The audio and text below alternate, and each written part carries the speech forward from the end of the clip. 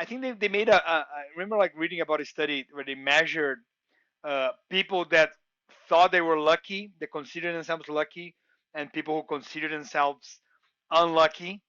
And then they measured the number of events, like all the events that happened, they were like maybe positive or negative.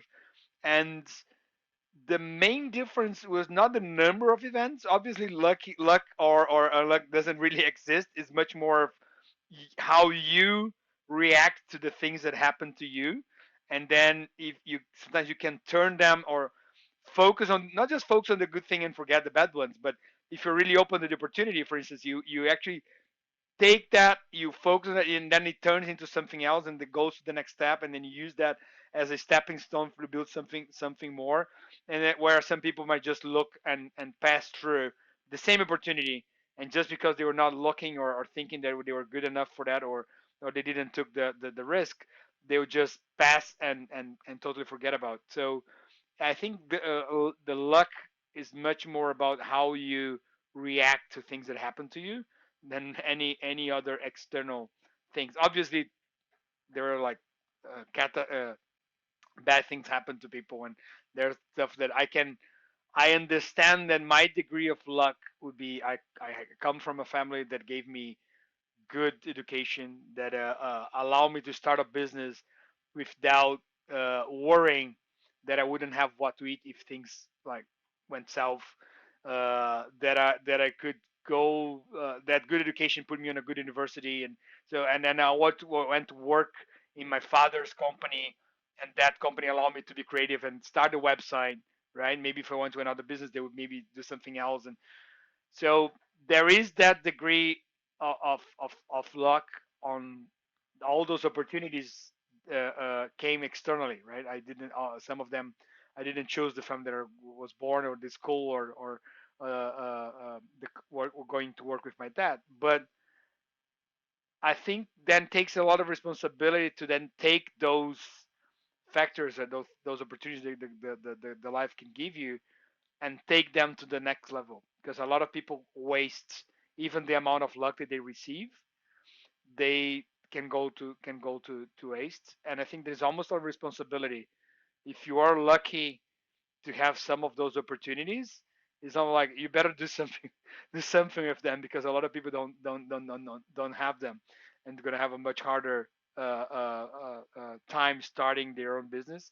So I, in some ways, always put a lot of pressure on me, because I thought like, okay, if I already had such a head start in a few things in life, uh, my expectations about where I would go and what I would achieve were always like very high.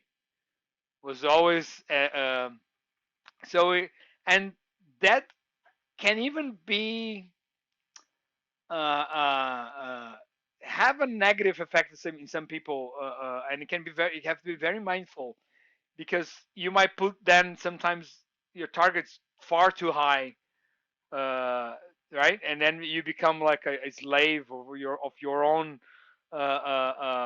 targets, of your own goals, and then sometimes they can be unachievable, and then you can feel a failure even though you might have succeeded and built something, and still feel that you're not good enough, that you should have done more. So I think it's I think that I've learned to be mindful of appreciate all that I received, being grateful for the people who gave me this head start and gave me the security and opportunities. Understand and almost felt a responsibility to make the most of them. Then putting high expectations about what I could achieve, but always trying to be high but realistic of what I could do, and and hopefully I think I've managed to get to a good balance between having high but realistic expectation, and I feel like I'm being able to meet them. So far so good. That's great. That's beautiful, though, and I think that it correlates with many things that you've talked about. I think that the word that I like to use, you always talked about how you react, and I think that the word I always not correcting what you said by any means. I Yeah. agree with what you said, but I think that instead of reacting is about responding, right? Because Mhm. ultimately, it's that whole thing that that book, The Man's Search for Meaning, Viktor Frankl type of stuff, which the guy was in a Nazi camp and was still Yeah. believing that he could get out of it alive and go for it, although he was in a horrible situation.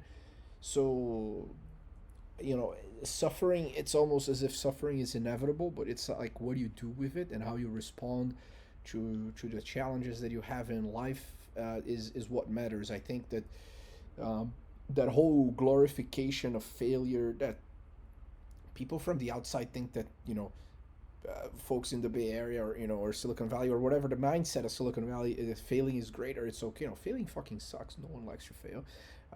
And oftentimes the people that you hear talking about failure, they're already massively successful, but no one knows about all the tiny little micro failures that they went through and how they actually took that as an input to get better, right? So, oh, okay, okay, this is not working out because of that. Wonderful. Like, now I've learned something. Let me iterate and iterate and iterate, and all you have to do is just have this almost infinite determination to always adapt and always improve.